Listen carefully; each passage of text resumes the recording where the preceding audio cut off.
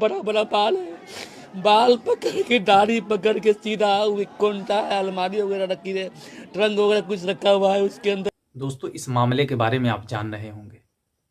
ये बिहार के मधुबनी जिले का मामला है। आपने देखा दोस्तों कि किस तरह से एक मस्जिद का इमाम बिलक बिलक कर रो रहा है और ये कह रहा है कि मुझे पुलिस वालों ने मुझे मारा है, बुरी तरीके से पीटा है।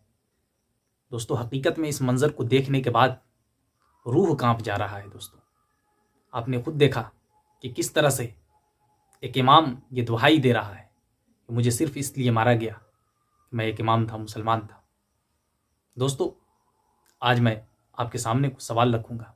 पहले ये जान लीजिए दोस्तों कि इनकी कोई भी गलती नहीं थी। दोस्तों, बिला कसूर, बिला वजह इन्हें दोस्तों इतनी बुरी तरीके से पीटा गया, मारा गया। मधुबनी जिले का ये मामला है। दोस्तों, आप जान रहे होंगे, सोशल मीडिया के जरिए आप लोगों ने देखा होगा। लेकिन आज मैं आपके सामने कुछ सवाल रखूंगा। दोस्तों, क्या इन सवालों का जवाब आपके पास है? वीडियो को मुकम्मल देख करके जाइएगा। दोस्तों, आज मेरे सवाल का जवाब भी दीजिएगा। दोस्तों, आखिर हमारे साथ ऐसा क्यों हो रहा है? इमाम साहब जा रहे थे, पुलिस वालों ने इन्हें रोका और रोकने के बाद दोस्तों इनसे कागजात वगैरह मांगे, इन्होंने दिखाए।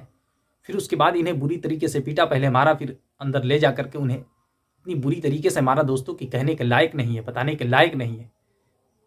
दोस्तों, मैं आपसे ये पूछना चाह रहा हूँ कि आखिर ये हमारे साथ, हम मुसलमानों के साथ जो ये हो रहा है, आखिर क्यों हो रहा है? इसकी वजह क्या है? कभी हम लोग सोचते हैं दोस्तों कि इस देश के अंदर सिर्फ इतने कम तादाद में सिख लोग रहते हैं, सिख भाई हमारे रहते हैं, लेकिन आज तक उनके साथ कभी ऐसा नहीं होता है।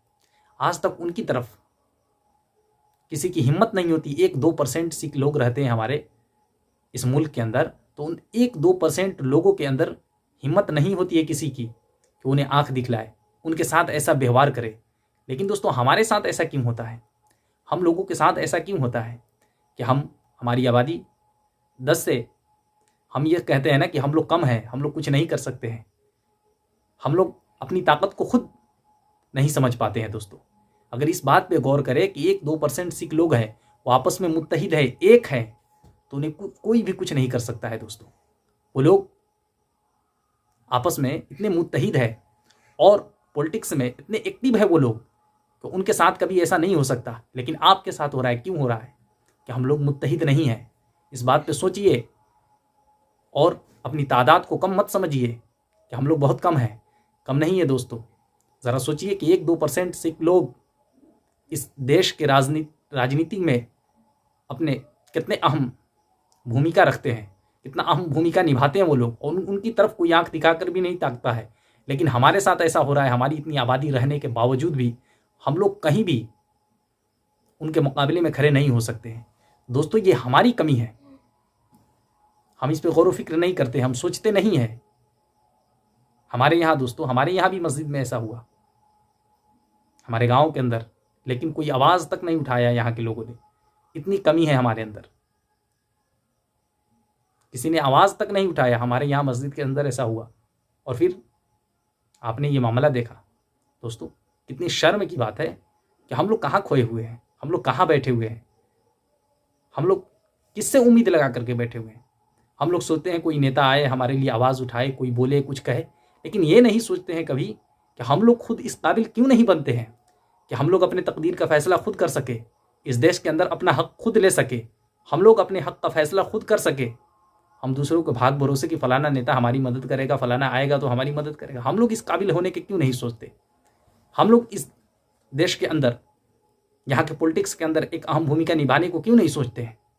दोस्तों, इस पर गौर व फिक्र करना होगा कि आज कितनी आसानी के साथ हमारे दरगाहों के साथ, हमारे मस्जिदों के साथ, हमारे मदरसों के साथ, हमारे इमामों के साथ जो जिसका मन चाह रहा है वो करते रहा है, लेकिन कोई कुछ बोलने वाला तक भी नहीं है, इस पर आवाज़ उठाने वाला तक भी नहीं है।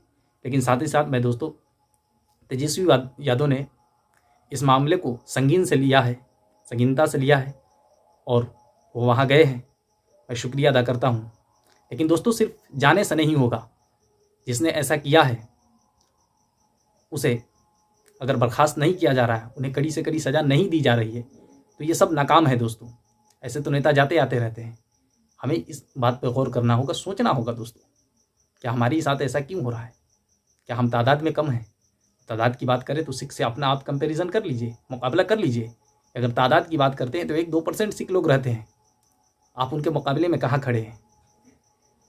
बस कमी इस बात की है कि हमें जागरूक होना होगा, हमें जागना होगा, हमें अपने अक्ल का इस्तेमाल करना होगा, हमें ये सोचना होगा कि हम कहाँ पे खड़े हैं। हम किसी नेता के, किसी अदर लीडर्स के सहारे जो जीने के लिए इस देश में सोच रहे हैं, उसे हमें दूर होना होगा, उससे हमें निकलना होगा और ख़ुद अपने मुस्तकबिल खुद तय करना होगा, खुद अपने तकदीर का फ़ैसला खुद करना होगा दोस्तों। अपने हक़ को छीन करके लेना होगा। इस तरह से हाथ पे हाथ रख के बैठने से कुछ नहीं होगा, नहीं तो आए दिन ऐसे मामलात होते चले जाएंगे, वाक़यात होते चले जाएंगे, आप रोक भी नहीं पाएंगे इसे। दोस्तों ज़रूरी है कि हम लोग मुत्तहिद हों, आपस में इख्तलाफात को दूर करके मुत्तहिद हो और ज़्यादा से ज़्यादा देश के पॉलिटिक्स में, यहाँ के राजनीतिक में और दिगर जगहों पर हम अपने वजूद को कायम करें, अपना मकाम बनाएं, तब जाकर के हम कोई मकाम हासिल कर सकते हैं दोस्तों। तब जाकर के अपनी मस्जिदों को, दरगाहों को, अपने लोगों को, अपने आने वाले नस्लों की हिफाजत कर सकते हैं, वरना ऐसे ही आए दिन मामलात होते रहेंगे। ज़्यादा कुछ कहने से दोस्तों फ़ायदा नहीं है। बस अगर आप समझदार हैं तो ज़रूर इन बातों पर गौर व फिक्र कीजिए दोस्तों। ये कोई आम मामलात नहीं, आए दिन ऐसे मामलात होते चले जा रहे हैं। फ़क़त वस्सलाम दोस्तों।